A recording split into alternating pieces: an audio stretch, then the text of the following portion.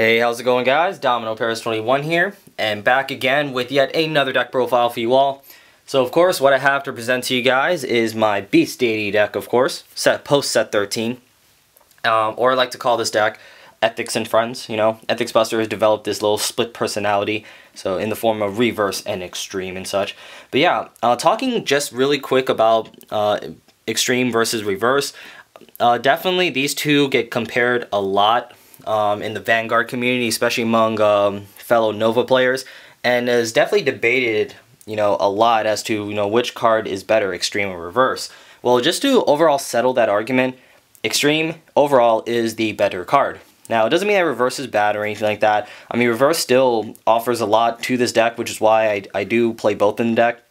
But I do plan on doing a card comparison video, kind of like giving my own personal thoughts between these two and such. So if I have the video up already, there should be a link already in the video here, or if I don't, then well, be on the lookout for it. So yeah, I'm gonna actually go more in depth then about these. So I'll save that for later. So without further ado, let's actually get to it. So first off, for your starters, you have your Beast Deity Rhyhorn. I am sticking to the Rhyhorn, of course, just because how good he is, just being able to stand up and essentially recycle a column. Although, you know, me and a few other buddies of mine who actually play Novas, we were contemplating on just running the Grade 3 Searcher, just because, you know, with Kagero, Raticares, and Link Joker all over the place, especially in our locals, Rhyhorn never gets to live. Like, he always gets killed. So at least if I run the Grade 3 Searcher, it allows me to at least use my starter for something and help me get consistency going with the deck, especially when it comes to trying to open Ethics Buster, since he is the ideal first turn ride. Grade 3 to ride, excuse me.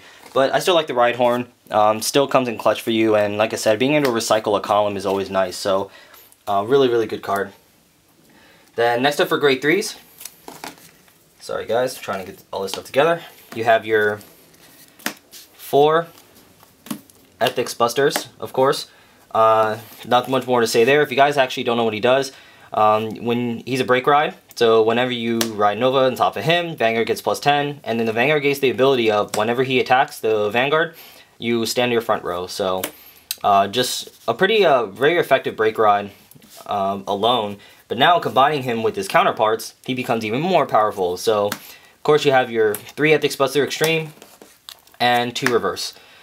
So it's definitely I'm definitely going for some variety in my Grade 3 lineup, because, you know, I know some people like to either focus on Reverse, focus on Extreme, go like 4-4, but I like mixing in both of the deck, just because of the different options you can go about when approaching your games, depending on the game state you're in. So Ethics Buster Extreme, if you guys don't know what he does, it's during the drive check, while he's in Vanguard, of course, during the drive check, when you reveal a Grade 1 or higher Beast Deity unit, you can stand a Nova, or you could stand one of your rear guards. So it's a really good consistent card, and essentially makes your whole deck into stand triggers late game. So that's why I say, like, overall he's like the better card, just because he's a lot more consistently reliable, and I mean, guaranteed extra attacks is always good. And of course, you know, he is a cross break ride for Ethics Buster, and same thing with Reverse. Now, the idea with the Reverse, if you guys don't know what he does, is Limit Break 4, you pay the cost of Counterblast 2, lock 2 Nova Grapplers, and you discard 2 Beast Deities from your hand. So it's a fairly heavy cost, but the payoff is that he's a restanding Vanguard. So once you pay that cost, after he attacks the Vanguard, you restand him. So when it comes to so overall, you know, when it comes to the best synergy with Ethics Buster, Reverse actually takes the most advantage of the Ethics Buster. Because keep in mind, with the Ethics Buster break ride, you retain that ability of standing up your front row with the Vanguard attacks until the end of turn. So obviously, combining him with Reverse and getting the restanding Vanguard going, you're essentially going to get off 8 attacks in one turn, which can definitely be very devastating for your opponent. I know I've been practicing against like Chaos Breaker Dragon a few times with a few friends and other decks in general, and although Reverse has gave me a lot of frustration, just because there are some consistency issues when it comes to, you know, paying his cost and trying to effectively take advantage of his skill. Nonetheless, he was still able to win me a lot of games before even a Chaos Breaker player got the chance to lock my field. And, you know, he definitely gives you those big pushes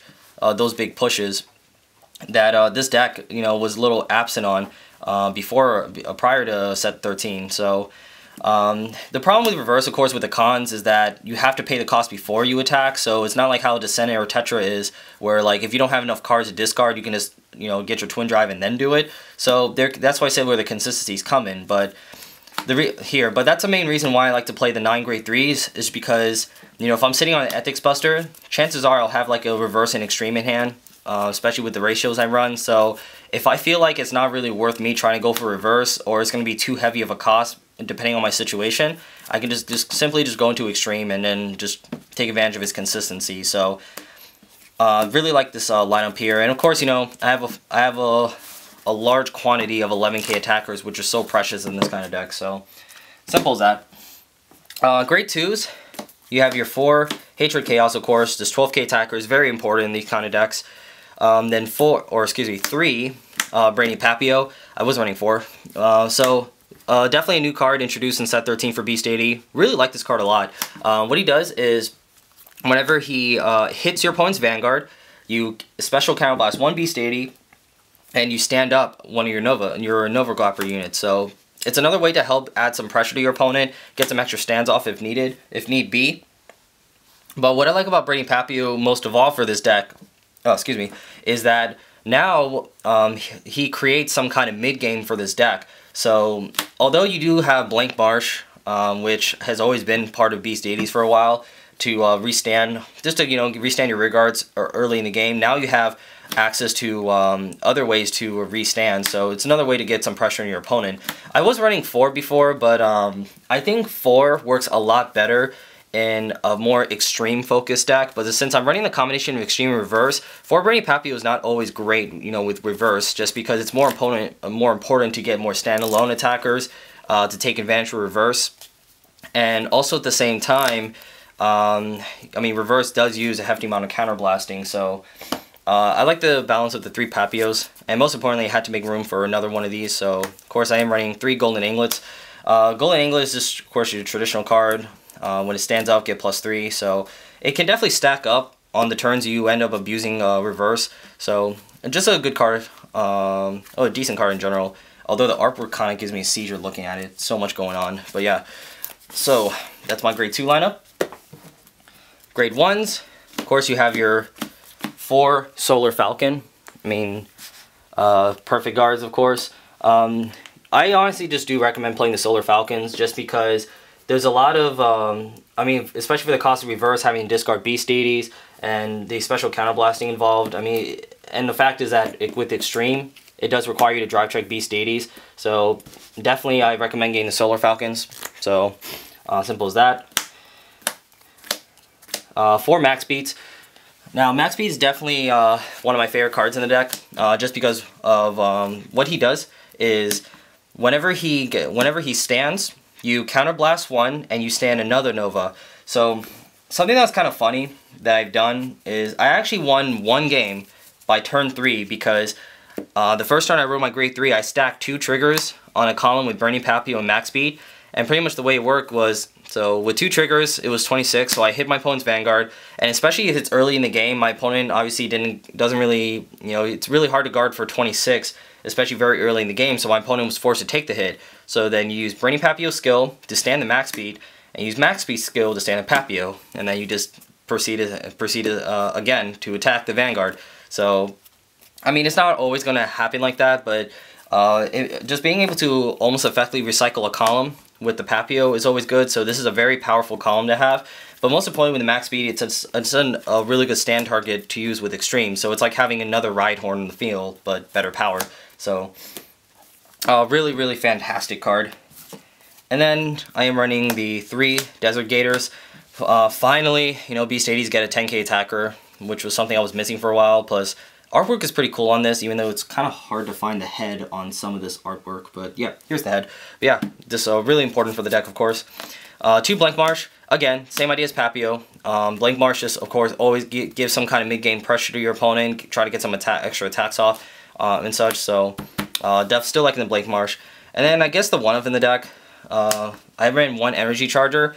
Although he's not a Beast Deity, which usually is not too much of a problem, honestly, the fact is that he is a Luckbird clone, so when you place on the field, Soul Blast 2 and draw, just getting that extra draw is always nice and beneficial for this deck, especially when trying to keep up with hand size. And, I mean, you can still lock him with the Ethics Buster Reverse, so he's never really an issue. So just the 1-up is fine. And then last but not least, for your triggers, just running the 4 Beast Deity crits, 3 Red Lightning, just to try and unflip damage if I need to, so it can come in clutch for you. 4 Beast Deity draws, and then the 1 Gong, so 7 crit, 5 draw, and then best heal trigger ever, Rescue Bunny. It's a bunny.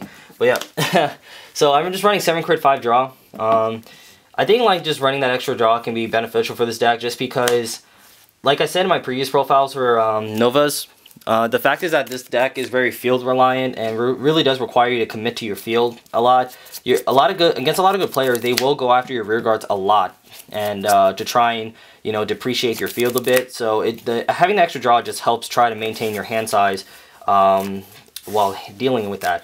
So really good balanced lineup. I would run stands in here, but again, stand triggers are much better in a more extreme focused deck. But when a balanced deck between reverse and extreme, the fact is reverse in this deck, you just want to run straight crits. So simple as that. Well, there you have it, guys. That is my Beast Deity deck. Hope you guys enjoyed that. As always, leave a comment down below with any questions, concerns, and such. And definitely try to get some matches in for you guys. So yeah, without further ado, once again, thank you guys again for watching, and I'll see you guys later. Bye.